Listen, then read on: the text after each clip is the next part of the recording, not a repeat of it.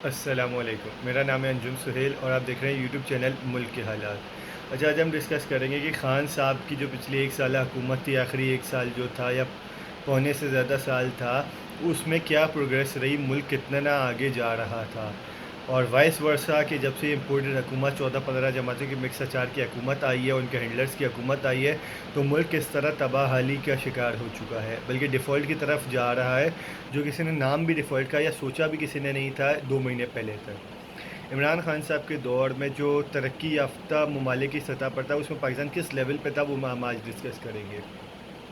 GDP growth जो होती है कि इकॉनमी कितना प्रोग्रेस कर रही है, अगर किसी मुल्क की 4% से ज़्यादा हो ना, तो तरक्की की उसमें शामिल हो जाता है कि हाँ, ये मुल्क तरक्की कर रहा है।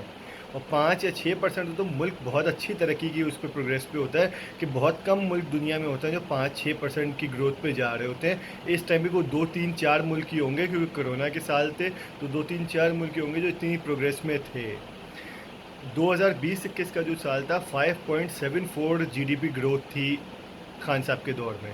और जो 21-22 का साल था, ये जून में ख़त्म हो रहा है, 5.97 जीडीपी ग्रोथ, यानी कि पूरे 6% की ग्रोथ। दुनिया में किसी इकोनॉमिस्ट से पूछ ले कि 6% जीडीपी ग्रोथ वाले वज़ीर आज़म को हटाकर चोरों को आवाम पर मुसल्लत कर दिया गया, ये कभी अकल मानती है किसी की? नहीं। मैं आपको बाकी डिटेल्स भी बता देता हूँ क्या थी। जीडीपी ग्रोथ आपको बता दी 6% थी। एग्रीकल्चर के सेक्टर में ग्रोथ 4.4% थी। इंडस्ट्री जहाँ से एक्सपोर्ट आनी है, एक्सपोर्ट बढ़ रही थी, डॉलर्स आने थे, वो 7.2% इंडस्ट्री थी। और लार्ज मैन्युफैक्चरिंग यूनिट जो बड़ी इंडस्ट्री थी, 10.5% की ग्रोथ। ये पाकिस्तान की हिस्ट्री में कभी नहीं हुआ कि लार्ज मैन्युफैक्चरिंग की यूनिट्स की इतनी ग्रोथ हो। यानी कि मुल्क की एक्सपोर्ट बहुत बढ़ रही थी और बहुत प्रोग्रेस कर रही थी, बल्कि जो बड़ी इंडस्ट्रीज थी वो अपनी कैपेसिटी बढ़ा रही थी, प्रोडक्शन बढ़ा रही थी, अपनी मशीनें बढ़ा रही थी। मशीनों की इम्पोर्ट 2021 में रिकॉर्ड हुई है कि हर बंदे ने अपने यूनिट बढ़ाए कि मुल्क तेज़ी से आगे बढ़ रहा है, तो हमारी प्रोग्रेस भी आगे रहे। सर्विसेज के सेक्टर में 6.2% की ग्रोथ, ट्रांसपोर्ट के सेक्टर में 5.4% की ग्रोथ, तालीम के सेक्टर में, एजुकेशन सेक्टर में 8.7% की ग्रोथ। जो जीडीपी रेशियो होता है, इनकम का जीडीपी रेशियो होता है, वो 3.25 $325 था नवाज शरीफ के आखिरी 2018 के साल में। तो जब करोना आया, ये 290 तक चला गया, अब $375 हो गया है जो इसका जीडीपी रेशो होता है। तो मुल्क नवाज शरीफ 2018 में जो मुल्क के हाल छोड़ के गया था, उससे कम से कम 20 से 25% ज़्यादा तरक्की कर चुका था, हालांकि कोरोना के 2 साल बीच में शामिल थे। इसने एक्सपोर्ट 29 बिलियन डॉलर्स पे पहुंच गई थी पाकिस्तान की, पहली बार पाकिस्तान की हिस्ट्री में इतनी एक्सपोर्ट हुई है। नवाज शरीफ साहब 20-21 बिलियन डॉलर पे छोड़ के गए थे, नवाज शरीफ के दौर में आज तक हाईएस्ट 24 बिलियन डॉलर हुई है।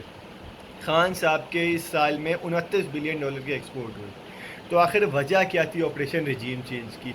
क्यों अच्छी भली चलती हुकूमत को हटाकर चोरों को, गद्दारों को, करप्ट लोगों को, डाकुओं को, कातिलों को और उनके सहूलतकारों को आवाम पर मुसल्लत कर दिया गया? ऐसी क्या ज़रूरत थी? किसका क्या मफाद था पाकिस्तान को डिफ़ॉल्ट की तरफ ले जाने में? किस किस का फ़ायदा था? क्योंकि पाकिस्तान 2 महीने पहले, 2.5 महीने पहले तक किसी ने डिफ़ॉल्ट का नाम तक नहीं सुना था। क्या ऐसी हालत थी कि हमारे पास पेट्रोल ख़रीदने के पैसे ना हो, गैस ख़रीदने के पैसे ना हो? अब वही इम्पोर्टेड वज़ीर आज़म प्राइम मिनिस्टर शहबाज शरीफ साहब रशिया से मिन्नतें कर रहे हैं, हमें वीट दे दो। खान साहब जब ऑयल और वीट लेने जा रहे थे, तो किसने अमेरिका को कहा था कि ये हमारा फ़ैसला नहीं था रशिया जाने का, ये खान साहब का अपना फ़ैसला था। खान साहब ने जब एब्सोल्युटली नॉट कह दिया अड्डों के मामले पे, एयर बेसिस के मामले पर, तो किसने कहा कि एयर स्पेस की बात चल रही है? और किसने कहा अखबार में, अमेरिकन अखबार में, कि हम एयर स्पेस की सीआईए से बात चल रही है आगे और जल्द हो जाएगी मुमकिन? और अभी भी ये रिपोर्ट्स है कि एयर स्पेस हमारी दी जा रही है, ताकि जो खाना जंगी 20 साल पाकिस्तान भुगतता रहा, 80,000 लाशें, 120 बिलियन डॉलर्स का लॉस हुआ है पाकिस्तान को अमेरिका की जंग में शामिल होकर, वो फिर पाकिस्तान अमेरिका की जंग में शामिल होने जा रहा है, क्योंकि इम्पोर्टेड हुकूमत और उनके हैंडलर्स मुल्क को अमेरिका के हाथों में बेचा है, आईएमएफ के हाथों में बेचा है। अमेरिका एयरस्पेस बोले या अमेरिका कुछ भी बोले, वो इनको देना ही देना है। अमेरिका बोलेगा रशिया से ट्रेड ना करो, ये नहीं करेंगे। अमेरिका बोलेगा इंडिया से ट्रेड करो, ये कर लेंगे। आईएमएफ को बेच दिया गया है ये मुल्क, जरदारी, शहबाज शरीफ और उनके हैंडलर्स ने, उनको आवाम पर मुसल्लत करने वालों ने। सब जानते हैं वो कौन था। लेकिन ये किसका फ़ायदा था अच्छे भले चलते फिरते मुल्क को डिफ़ॉल्ट की तरफ ले जाएं? 6% जीडीपी ग्रोथ के बाद किसका फ़ायदा था आवाम के ऊपर इन चोरों डाकुओं को मुसल्लत करने का? और क्या फ़ायदा हुआ मुल्क का? मुल्क तो